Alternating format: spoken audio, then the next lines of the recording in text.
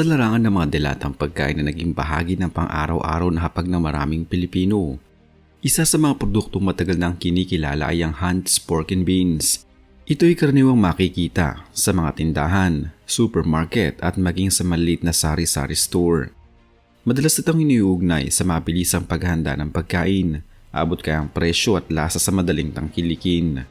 Gayunpaman, sa likod ng pagiging pamilyar nito sa panlasa ng publiko ay naroon ang mas malalim na kasaysayan ng pinagmulan, pagunlad ng brand at ang usaping bumabalot dito sa kasalukuyan.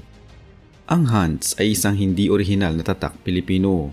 Ito'y nagmula sa Estados Unidos at may mahabang kasaysayan na nagsimula pa noong huling bahagi ng ika-19 na siglo, isang panahon kung kailan mabilis na umuunlad ang industriya ng pagpoproseso ng pagkain dahil sa pag-usbong ng teknolohiya sa canning at transportasyon. Ang brand ay tinatag ng magkakapatid na sina Joseph Hunt at William Hunt noong dekada 90 sa California, isang estado na kilala sa malawak nitong produksyon ng agrikultural na produkto, lalo na ng kamatis.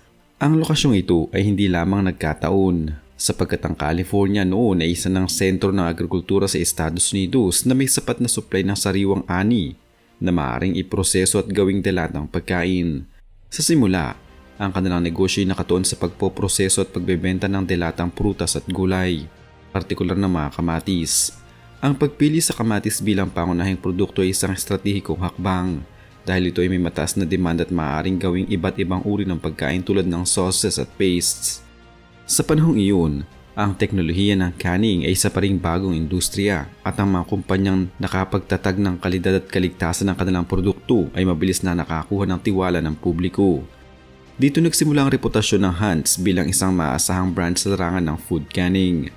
Ang kanilang mga produkto ay kilala sa consistent na kalidad, maayos na packaging at kakayahang tumagal ng mas matagal kumpara sa sariwang pagkain. Habang lumilipas sa mga taon, hindi lamang nanatili sa simpleng pagkaning ng kamatis ang kumpanya. Pagsapit ng unang bahagi ng ika-20 siglo, nagsimula sila mag-eksperimento at magpalawak ng kanilang linya ng produkto. Kasabay nito ang paglaki ng demand para sa mga ready-to-eat at easy-to-prepare na pagkain, lalo na sa mga urban na lugar sa Estados Unidos. Ang pagbabago sa lifestyle ng mga tao kung saan mas nagiging abala ang pang-araw-araw na gawain ay nagbukas ng oportunidad para sa mga kumpanyang tulad ng Hunt's na magalok na mas praktikal na solusyon sa pagkain. Pagsapit ng kalagitnaan ng ika-20 siglo, ang Hunt's ay isa na sa mga kilalang pangalan sa industriya ng canned foods. Nakilala ito hindi lamang sa tomato products kundi pati na rin sa ibang processed food items. Kabilang sa mga produktong inilunsad nito ay ang tomato sauce at iba pang derivatives ng kamatis na naging staple sa maraming kusina. Ang pagpapalawak na ito hindi lamang simpleng pagdaragdag ng produkto kundi isang sistematikong pagbuo ng brand identity na nakaangkla sa pagiging maaasahan at accessible. Kalaunan, ipinakilala ang pork and beans bilang bahagi ng kanyang linya ng produkto. Ang konsepto ng baked beans ay matagal ng bahagi ng pagkain sa Estados Unidos, ngunit ang bersyon ng Hunt's ay nagbigay ng sariling twist sa pamamagitan ng paggamit ng tomato-based sauce na may bahagyang tamis at alat. Ang pagdaragdag ng pork o baboy kahit sa maliit na dami nagbigay ng karagdagang lasa at appeal sa produkto. Ito'y naging popular lalo na sa mga pamilyang naghahanap ng mura ngunit nakakabusog na pagkain. Noong 1985, isang mahalagang pagbabagong naganap sa kasaysayan ng brand nang ito'y mapasailalim sa Congra Brands matapos ang serye ng mga acquisition at corporate restructuring. Ang Congra ay isang malaking kumpanya sa industriya ng pagkain sa Estados Unidos at ang pagkuha nito sa Hunt's ay nagbigay ng mas malawak na resources at distribution network. Sa ilalim ng pamamahala ng Congra, mas pinalawak ang produksyon at distribution ng Hunt's sa iba't ibang bahagi ng mundo. Hindi na lamang ito nakatuon sa domestic market ng Estados Unidos kundi naging bahagi na rin ng global food supply chain. Sa panahong ito nagsimulang makarating ang Hunt's sa mga bansang tulad ng Pilipinas.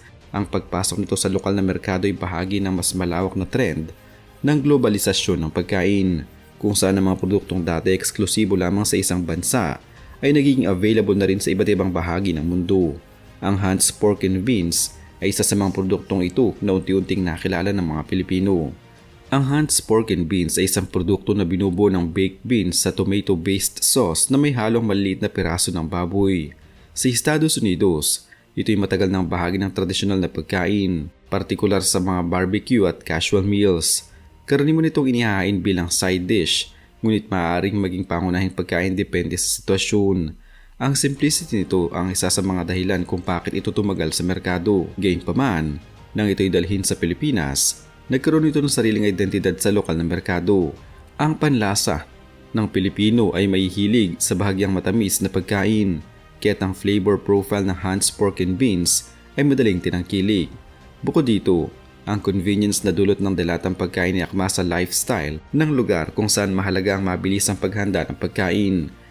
Sa Pilipinas, ang distribusyon ng Hans ay pinangasiwaan ng Century Pacific Food Incorporated, isang kilalang kumpanya sa bansa na responsable rin sa iba pang mga kilalang brand tulad ng Century Tuna at Argentina. Ang kumpanyang ito ay may malawak na distribution network na umaabot sa iba't ibang bahagi ng bansa. Mahalagang linawin na hindi direktang ginagawa ng Pilipinas ang produktong ito.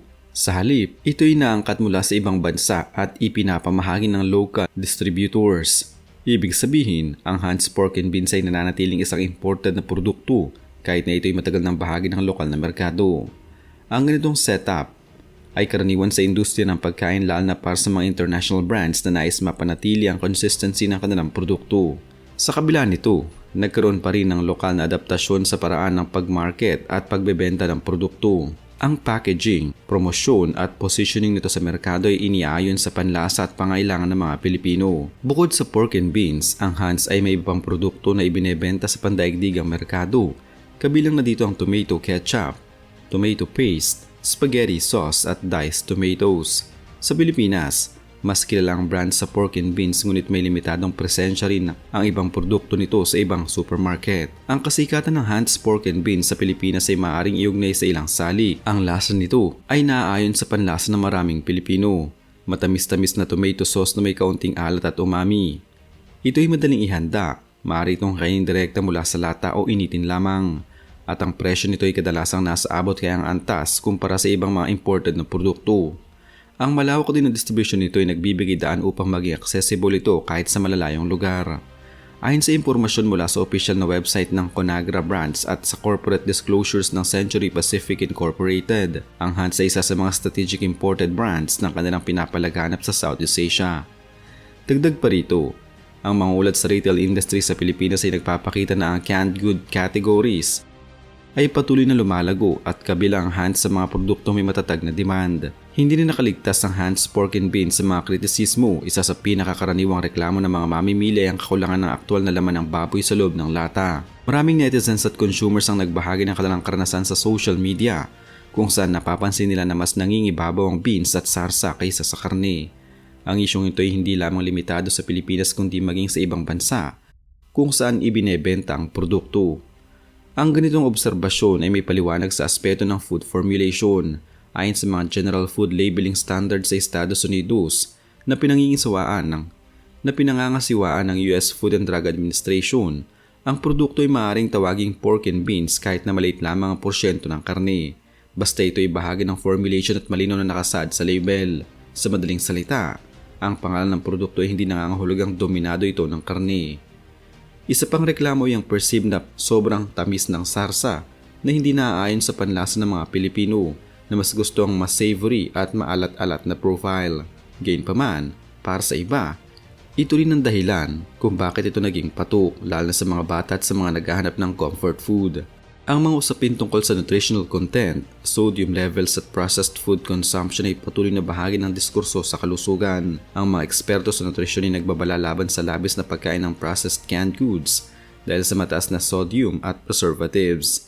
Isang issue na hindi lamang eksklusibo sa Hans kundi sa buong industriya. Sa kasalukuyang merkado ng Pilipinas, nananatiling matatag ang presensya ng Hans Pork and Beans. Sa kabila ng pagdami ng mga alternatibong produkto, kabilang mas murang lokal na brand at mas premium na imported goods, patuloy itong binibili ng maraming Pilipino. Ang kombinasyon ng brand recognition, affordability at convenience ay nananatiling pangunahing dahilan ng patuloy nitong pagtangkilik. Sa kabuuan, ang Hans Pork and Beans ay isang produkto may malalim na kasaysayan na nagsimula sa Estados Unidos at naging bahagi ng pagkain sa Pilipinas sa pamamagitan ng global trade at lokal na distribution. Hindi man ito isang Pinoy brand, nagawa nito makapasok at manatili sa puso at panlasa ng maraming Pilipino. Gayunpaman, tulad ng ibang processed food, ito ay hindi ligtas sa kritisismo at patuloy na sinusuri ng mga mamimili. Ang pag-unawa sa pinagmulan, komposisyon at reputasyon ng produktong ito ay mahalaga upang makagawa ng mga matalinong desisyon bilang consumer.